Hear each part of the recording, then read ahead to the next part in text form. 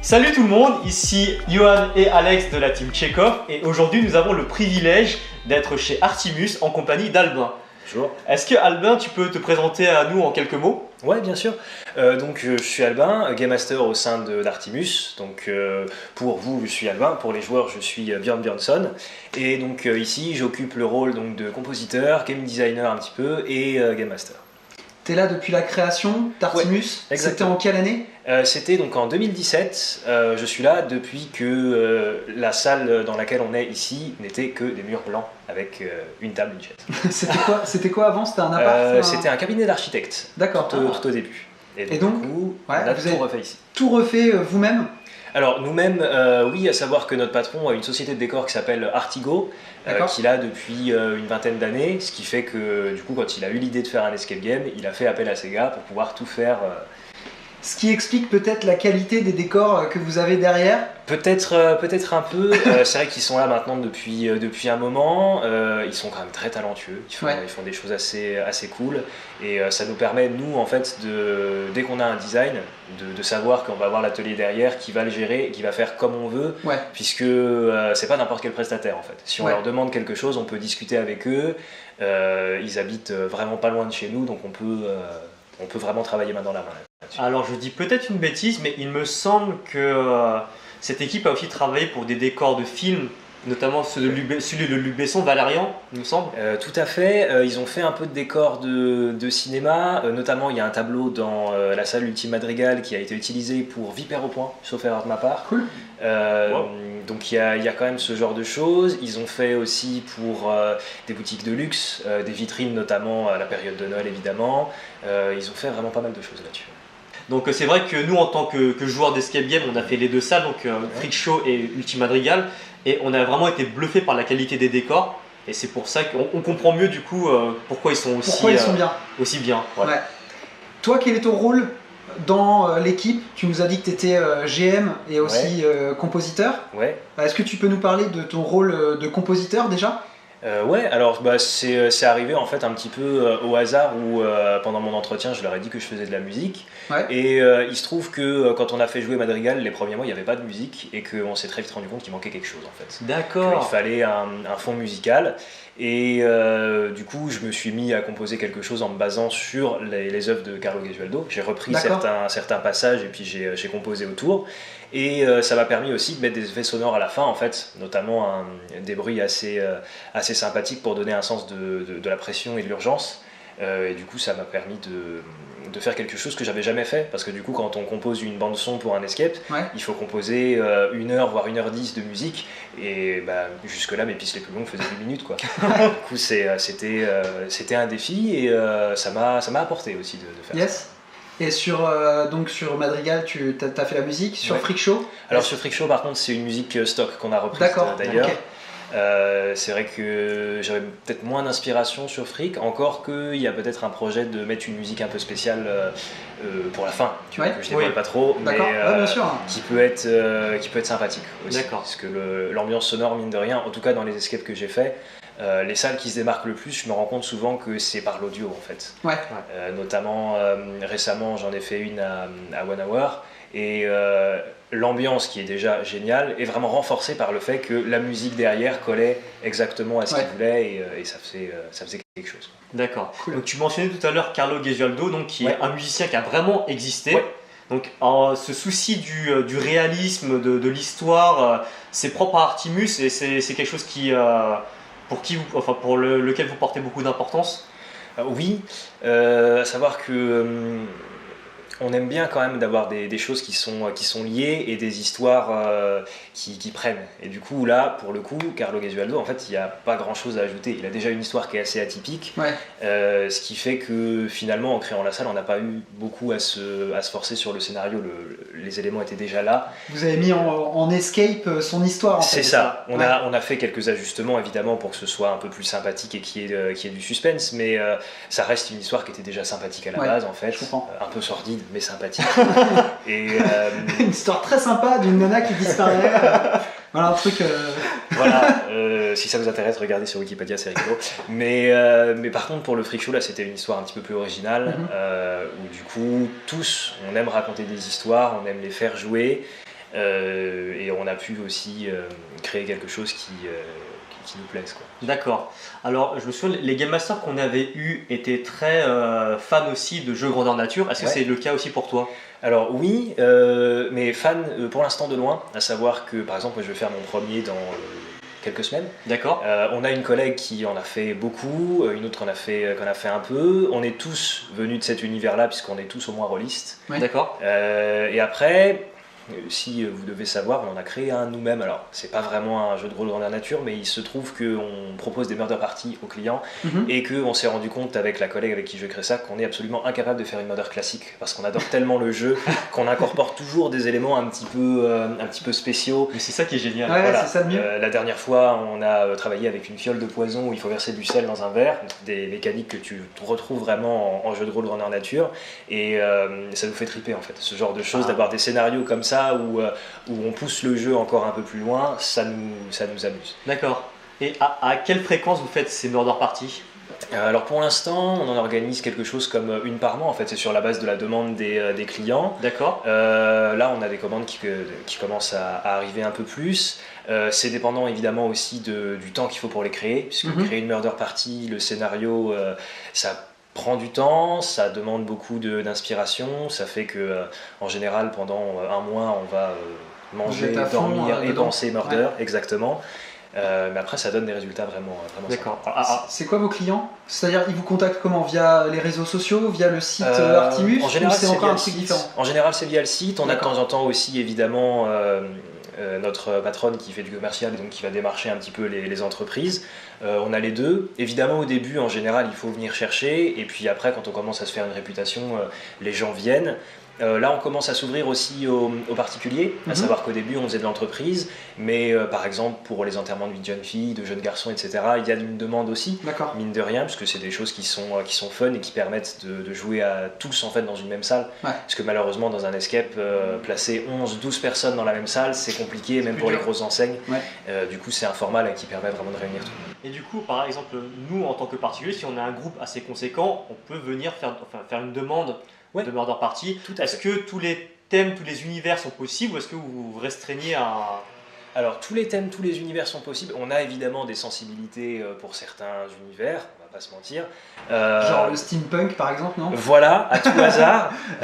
Après vraiment c'est libre, à savoir qu'on a une formule peut-être un peu plus économique où on va avoir des scénarios qu'on a déjà créés, donc qui sont standards, mais il y a aussi une formule royale entre guillemets où le client va pouvoir donc nous donner le thème dont il a envie, le nombre de personnes, peut-être même s'il a envie d'avoir un rôle spécifique pour quelqu'un, il va pouvoir nous donner ça, et nous on va s'y atteler et on va remplir la commande en fonction de ce qu'il veut. Et du coup, en termes de tarifs, est-ce que tu peux nous en dire un peu plus? Alors, en termes de tarifs, je peux donner une fourchette à peu près. On va être donc aux alentours de 30-40 € pour une classique par personne.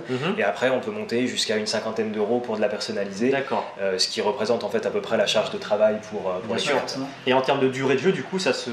Alors, en termes de durée de jeu, les murders, on commence à partir de 1h30. Cependant, nous, on conseille évidemment toujours de prendre au moins 2-3 heures. Puisqu'il faut le temps que le scénario se développe, il faut que nous, on ne rush pas forcément l'intrigue. Je pense que pour les joueurs, c'est plus intéressant s'ils ont un peu plus de temps et si on n'est pas forcément obligé de pousser le scénario en fait. Vaut mieux que ce soit eux qui le développent tout seuls. Très bien. Sur ton expérience de Game Master maintenant, j'ai l'impression que vous faites beaucoup de murder aussi. C'est quoi le ratio? C'est 50-50 ou c'est plutôt escape d'abord? C'est quand même beaucoup escape, je dirais 80-20 voire 90-10 selon le temps. C'est-à-dire que la base d'Artimus c'est vraiment l'escape game, c'est notre cœur de métier. Après on a des projets qu'on développe au fur et à mesure, donc que ce soit les escape games mobiles, les murder parties, on a des anniversaires enfants aussi avec des comptes interactifs. Mais c'est des choses qui sont en plus, évidemment nous ça nous fait vibrer parce que ça nous permet d'être créatifs, mais ça reste un complément. Artimus c'est avant tout quand même un escape game. D'accord. Donc à l'heure actuelle, donc, vous avez 2 salles qui sont à disposition. Voilà, c'était ma question. On est bien 50, c'est vrai. Et du coup, alors est-ce que vous avez une 3e salle qui est en préparation? Tout à fait. Est-ce que tu as une idée de la date de sortie et du thème peut-être si tu peux l'aborder? Alors le thème, on peut l'aborder, c'est tout simplement un hôtel hanté. D'accord. Donc il va falloir enquêter sur des phénomènes paranormaux, ou sont-ils vraiment paranormaux? Telle est la question. Je vais pas en dire plus, bien sûr, évidemment c'est secret défense. Pour la date, malheureusement on ne se risque pas, surtout à donner une date, notamment dans le milieu des escape games, parce qu'il y a une règle qui veut que peu importe quand on commence les travaux, on sera toujours en retard. Yes. Donc du coup, on table grand maximum septembre pour une ouverture, mais on donne pas de date précise. D'accord. Toi, dans ton expérience de Game Master, il y a une question qu'on aime bien poser. Ouais. C'est quoi l'anecdote que tu racontes à tes collègues Game Master quand tu as une équipe un peu qui t'a fait rire, qui t'a fait sourire? Il y en a. Une expérience un peu spéciale. Il y en a beaucoup en fait. C'est vrai que c'est une des choses qui est sympa en tant que Game Master, c'est qu'il y a toujours des expériences étranges. Tu as fait partie des expériences assez drôles. Alors c'était pas moi qui étais Game Master, mais c'était une collègue où tu lui as envoyé des blagues auxquelles elle s'attendait pas du tout, qui du coup ont refait sa journée parce qu'elle nous en a parlé le soir sur WhatsApp et encore le lendemain. C'est génial. C'était assez sympa. On a aussi des gens, moi je pense que c'est ce que je préfère finalement, des gens qui quand ils rentrent ici, on sent qu'ils sont pas vraiment dans le milieu du jeu, et quand ils ressortent, ils sont à fond, ils ont envie de faire la salle suivante. Tu leur as donné envie en fait, c'est ça, par les décors, par l'immersion, de découvrir ce milieu en fait. Exactement, et ça nous fait toujours vraiment plaisir. Tu les as convertis. C'est ça, il y a de ça aussi. C'est aussi pour ça qu'on fait ça, c'est qu'on est tous fans du jeu et que on a envie quelque part de montrer que déjà que c'est tout à fait acceptable en tant qu'adulte de jouer et que ça peut vraiment nous apporter beaucoup de plaisir. Exactement. C'est beau. C'est important le plaisir. Tu dis que vous développez aussi pour les entreprises. Sous quel format? Vous les faites venir jouer des escape ici? C'est plutôt des murders? C'est quoi? Tu as parlé d'escape mobile aussi. Ouais, ça dépend vraiment en fait de ce qu'ils demandent, à savoir que sur des groupes assez importants, genre 30-40 personnes, on va passer sur de la murder puisque c'est le plus simple à mettre en place. Quand on est sur des groupes de 10-12 personnes, on peut les faire jouer nos escapes. Et après, on a les formules mobiles en fait, puisqu'il y a des fois des entreprises qui nous demandent de venir directement chez eux. Et à ce moment-là, on a, alors c'est hors champ, mais il y en a deux qui sont là, qui permettent en fait de... On les mettra en photo, enfin, si c'est possible. Ouais, bien sûr. Cool. Ceux-là, ils sont publics pour le coup, et ça nous permet en fait de mettre ça dans un camion et d'apporter donc 3 ou 4 escapes mobiles dans une entreprise, et ils peuvent jouer sur place dans leurs locaux. Donc ça nous permet vraiment d'être flexible là-dessus, et on a la chance en plus en tant que Game Master d'être les designers du coffre. Par exemple, le coffre Merlin, j'ai eu l'honneur de le designer. Le coffre Flamel, c'est encore une collègue qui l'a fait, c'est d'ailleurs la collègue que tu as eue. Et on a encore une autre collègue qui est en train de travailler sur un projet secret, donc ça nous permet vraiment de nous lâcher là-dessus. J'ai tellement envie de les faire, c'est là. J'avais demandé, j'ai ma boîte qui a son CE, tout ça, et je leur ai demandé de vous contacter pour organiser des escapes avec l'entreprise. C'est dommage qu'on n'ait pas plus de temps, mais c'est des formats 1 heure aussi sur les boîtes? Alors ça dépend, c'est complètement adaptable, à savoir que la première fois qu'on les a sortis, c'était le coffre Merlin, c'était au Salon Fantastique. Donc c'était aussi, ça nous permettait de présenter le concept au public. On était sur des sessions de 20-25 minutes où il fallait donner beaucoup d'indices et finalement on portait un petit peu le groupe, jeu, mais ça s'amusait bien. Et après par contre, si on donne très peu d'indices, on peut monter jusqu'à 45 minutes, voire 1 heure de jeu. Je recommande quand même 40-45 minutes, parce qu'après c'est vrai que si on ne trouve pas ça peut être frustrant, mais c'est des formats qui sont très adaptables, et du coup pour les entreprises c'est bien, parce qu'on a des entreprises qui ont parfois 2-3 heures de temps, mais on a aussi des entreprises qui font ça sur la pause déjeuner, où du coup il faut vraiment faire un truc rapide. C'est ça. Vous les proposez au public, ceux-là, ou pas du tout? Alors pour l'instant... Je vois qu'ils sont exposés, tu vois, ici, mais... Ils sont exposés ici pour l'instant. Sur les salons, on les sort évidemment quand on est invité. Pour l'instant, pour le public, pas forcément, mais ça pourrait venir. Comme d'habitude, s'il y a une demande et un intérêt, ça peut arriver. Parce que bien évidemment, c'est vrai que en tant qu'escape game mobile, ils n'ont pas le cachet des décors qu'il y a ici. Ouais, mais c'est normal. Évidemment, la priorité est de faire jouer nos salles. Mais de temps en temps, par exemple, quand on a des partenariats avec des bars ou avec des boutiques de comics, ça arrive. À ce moment-là, on peut en effet les présenter au public. Cool. C'est super. Ça. Ouais, c'est top. Ça peut être intégré par exemple dans des soirées à Donjons et Dragons par exemple. Hop, Tout à fait. Alors c'est marrant que tu mentionnes ça, puisque alors c'était pas ces escape games là, mais on a fait un partenariat avec le gérant d'une boutique de jeux de rôle qui faisait donc un grandeur nature sur le thème de Vampire la Mascarade. Et donc c'était au début de notre activité, quand on développait les escape games mobiles, et on est arrivé donc avec notre petite coffre sous le bras, où au sein donc de la soirée du GN, il y avait comme ça une petite épreuve où les vampires pouvaient venir essayer d'ouvrir un coffre et y trouver une lettre donc, qui était utile dans le scénario du GN. Donc, ce qui était une bonne expérience d'ailleurs, l'organisateur était très sympa, et ça nous a permis aussi de nous rendre compte que ce genre de choses c'était possible, et ça pouvait en fait vraiment apporter un cachet supplémentaire au jeu. Exactement. Ouais, c'est sûr. Ok. Et en termes de game design, du coup, toi, tu t'es occupé de la boîte Merlin. Ouais. Est-ce que tu as participé au game design aussi des 2 autres salles? Alors, les 2 salles qui sont là, non, ou du moins très peu, j'en ai rajouté un petit peu après, okay. Puisque du coup, quand on est arrivé, nos 2 patrons, avec l'aide de l'atelier, avaient quasi bouclé les scénarios. Là, par contre, pour la 3e, on s'y est tous mis. Ouais. Pour la 4e, encore un petit peu plus. Ah, une 4e salle aussi. Ouais, il y a une. Alors, on n'en parle pas trop, mais il y a un projet. Pour le futur, voilà, d'accord. Exactement, il y a un projet. Yes. Mais sinon, ouais, les patrons en fait ont une volonté de partage vraiment au niveau du créatif, qui fait que plus ils peuvent nous donner de choses à faire, plus ils vont ouvrir. Donc évidemment au début on se connaissait pas encore comme on se connaît maintenant, donc ils avaient quasi bouclé, mais maintenant enfin voilà, ils nous laissent la latitude. On a eu notre budget pour par exemple faire le coffre Merlin. Là-dessus on est libre quand même. Ouais, c'est très cool. Vous êtes combien au sein de l'enseigne actuellement? Alors, on est 5 Game Masters titulaires. Ouais. On a ensuite 3-4 extras, donc les 2 patrons. Un 3e qu'on voit un peu moins puisqu'il est beaucoup impliqué avec l'atelier, et ensuite on a l'atelier de décor évidemment. D'accord. Qui se trouve pas loin, tu disais, dans le quartier? Il se trouve pas loin, il se trouve à Montfermeil, donc c'est pas vraiment juste à côté. Mais ici, tu peux nous rappeler les accès? On est rue des Pyrénées, c'est ça? Oui, au 161 rue des Pyrénées, donc entre le métro Gambetta sur la 3 et Alexandre Dumas sur la 2. Ouais. Super accessible, il y a la petite horloge devant. Exactement. On va mettre dans la vidéo aussi. Et qui d'ailleurs est en face d'un arrêt de bus. Du coup, si jamais vous voulez monter une boutique, mettez-vous en face d'un arrêt de bus. C'est la magie. Pour les voisins, on a plein de gens qui viennent parce qu'ils attendaient le bus devant. Ah, ça un bon tuyau pour voilà. ceux qui si jamais une escape. Ok, cool. En tout cas. Attends, est-ce que y aurait quelque chose que tu. Attends, je vais faire un peu. Est-ce qu'il y aurait quelque chose que tu aurais envie de partager avec la communauté, une question qu'on t'aurait pas posée et quelque chose que tu voudrais nous dire sur Artimus ou sur le jeu question en général? Alors ça, pour le coup, c'est une question qui est difficile, je dirais. Ah bah ouais. C'est la question de feignant, si tu veux. Oui, je vois ça. Très bien. Non, c'est vrai que c'est assez compliqué puisqu'en fait déjà les gens nous posent beaucoup de questions, notamment quand ils discutent avec nous. On a plein de gens qui en parlent.